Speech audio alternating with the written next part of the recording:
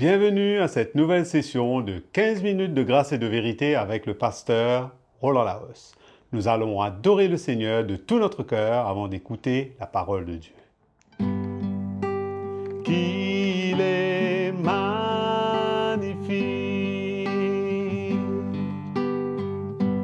ce Jésus. Il est merveilleux, excellent et glorieux.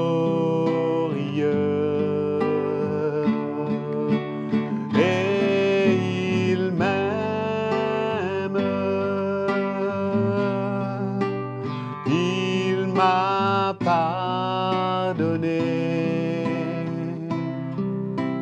versa son propre sang, donna sa vie pour me sauver.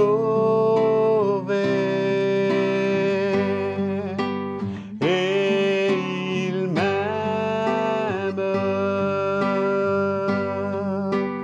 il m'a pardonné, versa son propre sang, donna sa vie pour me sauver.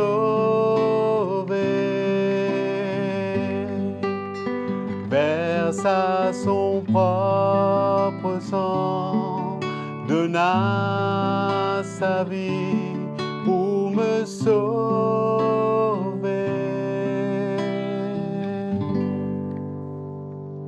Allons écouter la parole de Dieu ce matin. Bonjour mes frères et sœurs, merci beaucoup pour votre présence à ce moment de 15 minutes de grâce et de vérité chaque jour. Je vous rappelle que nous parlons en ce moment de la vie et du comportement du chrétien. Et je remercie également Patrick. Merci Patrick pour ta disponibilité, mon frère, car c'est une grâce de t'avoir chaque jour pour nous conduire dans la louange, avant le partage de la parole. Le Seigneur te bénisse. Nous allons parler aujourd'hui du ministère de la réconciliation. Pouvez-vous ouvrir avec moi la parole dans 2 Corinthiens 5, versets 18 à 21. Nous lisons « Et tout cela vient de Dieu, qui nous a réconciliés avec lui par Christ et qui nous a donné le service de la réconciliation, c'est-à-dire le ministère de la réconciliation. Car Dieu était en Christ, réconciliant le monde avec lui-même, sans tenir compte aux hommes de leurs fautes, et il a mis en nous la parole de réconciliation. » Quelle grâce! Ce message de réconciliation, mes frères et sœurs, c'est en fin de compte le message de la croix de Jésus. C'est le seul message qui est puissant afin de pouvoir réconcilier le cœur de l'homme pécheur à un Dieu vivant, le purifier notre cœur et nous réconcilier au Dieu vivant et qu'on soit en communion avec lui. Nous étions privés de cette communion et de sa gloire par notre état pécheur. C'est une belle œuvre, mes frères et sœurs, de réconciliation entre nous et Dieu. Et nous remercions Jésus pour cette belle œuvre qui a été lui-même l'objet, l'intermédiaire entre nous et Dieu pour cette réconciliation. Dieu a envoyé son Fils qui a accepté de prendre cette place à notre place pour nous délivrer de nos péchés, de notre vie passée. Nous n'arrêterons jamais à être reconnaissants et à remercier Jésus pour cette grâce qu'il nous fait.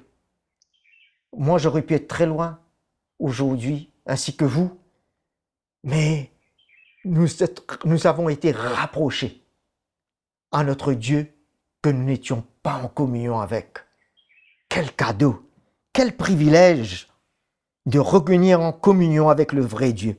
Quel accomplissement unique. Plus encore, il a mis en nous aujourd'hui qui connaissons notre Dieu, qui avons été réconciliés, cette parole de la réconciliation, c'est-à-dire quand nous avons expérimenté cette grâce dans nos vies, au travers de ce message, cette parole doit maintenant brûler dans notre cœur pour les autres, afin que nous puissions emmener d'autres au travers de Jésus à être réconciliés avec le Père, quand nous avons connu, nous, cette grâce. Que ce message brûle de plus en plus dans nos cœurs. Le verset 20 nous dit, « Nous sommes donc ambassadeurs pour Christ, comme si Dieu, exalté par nous, nous voyons en suppliant au nom de Christ, soyez réconciliés avec Dieu. » Voilà le cri qui doit être dans nos cœurs envers les autres.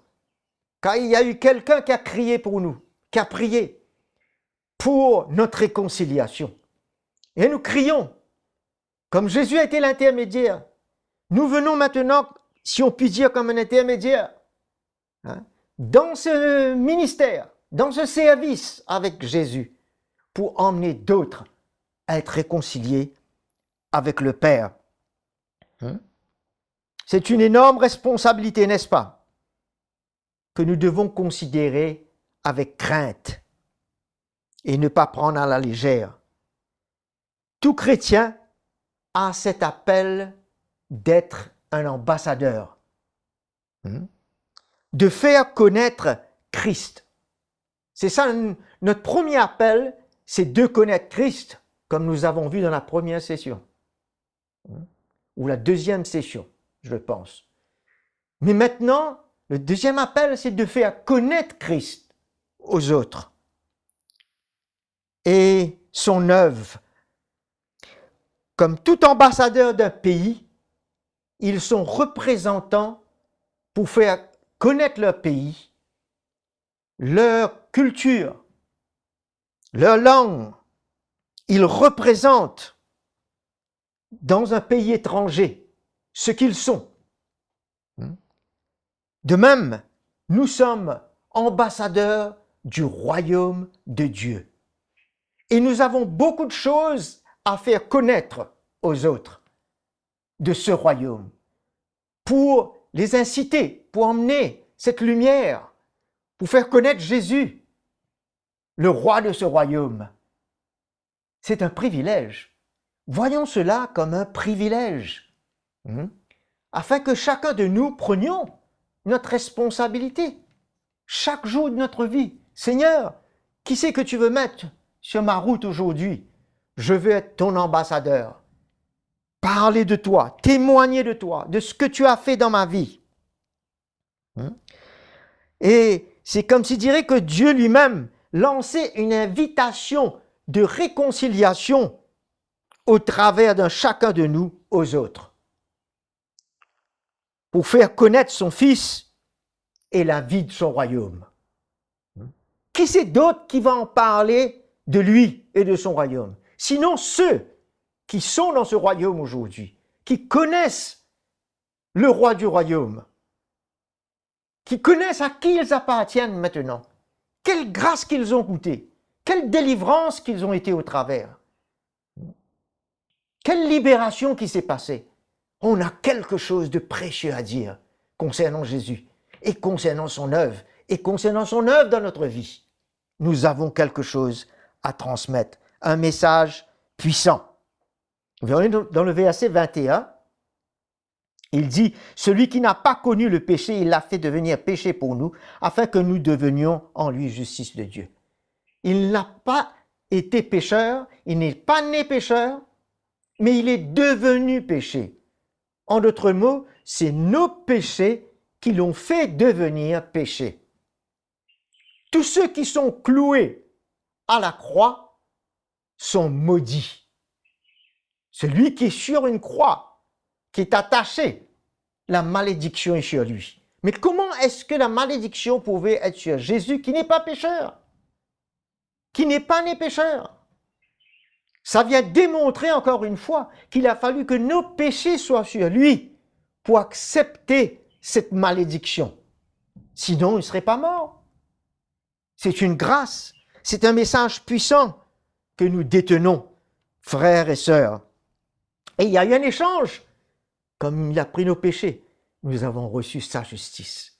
Et nous pouvons en parler de cela également. Aujourd'hui, nous sommes libres pour approcher devant notre Père avec assurance devant le trône de la grâce. Nous voyons que ce que Jésus nous dit en tant qu'ambassadeur d'en haut, dans Jean chapitre 18, le verset 37, Pilate lui dit, « Tu es donc roi ?» Jésus répondit, « Tu le dis, je suis roi. Voici pourquoi je suis né. Voici pourquoi je suis né. Et voici pourquoi je suis venu dans le monde, pour rendre témoignage de la vérité. Quiconque est la vérité écoute ma voix. » Nous sommes ici-bas pour rendre témoignage de la vérité. Jésus est la vérité. C'est lui la parole. Et nous devons transmettre cette vérité aux autres, cette lumière aux autres. Nous sommes la lumière du monde. Nous sommes l'ambassadeur de lumière et de vérité. Frères et sœurs, Paul nous dit dans Éphésiens chapitre 6, verset 15, parlant aux chrétiens, que nous devons mettre pour chaussure à nos pieds le zèle que donne l'évangile de paix. Hein? C'est-à-dire que c'est cet évangile qui brûle dans nos cœurs, qui nous pousse, au point, comme s'il dirait qu'on ait mis des chaussures pour porter l'évangile aux autres. Hein? Il y a un zèle de vouloir le transmettre aux autres et de faire connaître l'œuvre de Christ. Dans 2 Timothée, chapitre 4, versets 4 et 5, Paul dit à Timothée que dans ces derniers temps, il y aura beaucoup de gens qui ne supporteront pas la sainte doctrine, mais qui se tourneront vers des fables et qui voudront entendre des gens selon leur propre désir. Mais il dit, mais toi, Timothée, fais l'œuvre d'un évangéliste. Je ne veux pas dire qu'il est un évangéliste, mais fais l'œuvre comme un évangéliste. En l'autre mot, c'est une recommandation de Paul de ce que lui-même faisait, qu'il recommande à nous tous. Hein? D'agir comme un évangéliste. D'emmener cette réconciliation en Dieu et les hommes. 1 Corinthiens 9, 16. Paul nous dit, « Évangéliser n'est pas pour moi un sujet de gloire, car la nécessité m'en est imposée. Ce n'est pas une obligation. Malheur à moi si je n'évangélise. » Est-ce qu'on peut nous-mêmes dire cela? On ne veut pas se cacher, frères et sœurs. On a un message, on a une vie transformée. Et nous devons emmener Jésus aux autres. Paul nous dit, il n'y avait rien qui l'arrêtait. Je vais terminer avec ce verset, Éphésiens 6, versets 19 et 20. Il dit, priez pour moi afin qu'il me soit donné quand j'ouvre la bouche, de faire connaître hardiment et librement le mystère de l'Évangile. Quand j'ouvre la bouche, pour lequel je suis ambassadeur dans les chaînes. Il n'y avait pas moyen, même qu'il était en prison, de l'arrêter, de parler, de proclamer. Les chaînes ne peuvent pas arrêter un ambassadeur de représenter le Seigneur et sa vie et de faire connaître le mystère de Christ comme il doit être parlé. Mais voilà notre but sur terre, l'intention de notre cœur et ce que Dieu s'attend de nous. Je vous encourage à vous donner sur cette route et de parler de Jésus aux autres. Que le Seigneur vous bénisse. Je vous quitte sur ces paroles. On se rencontre la prochaine session. Merci. Quelle grâce d'entendre la vérité à travers de l'encouragement du pasteur Roland Laos dans cette session de 15 minutes de grâce et de vérité. Je suis certain que nous avons été challengés par la parole de Dieu. Nous vous encourageons à aimer et à partager ce message et à vous abonner à notre chaîne YouTube. Vous pouvez nous écrire à l'adresse affichée sur votre écran et nous faire part de vos expériences, questions et témoignages. Que le Seigneur vous bénisse.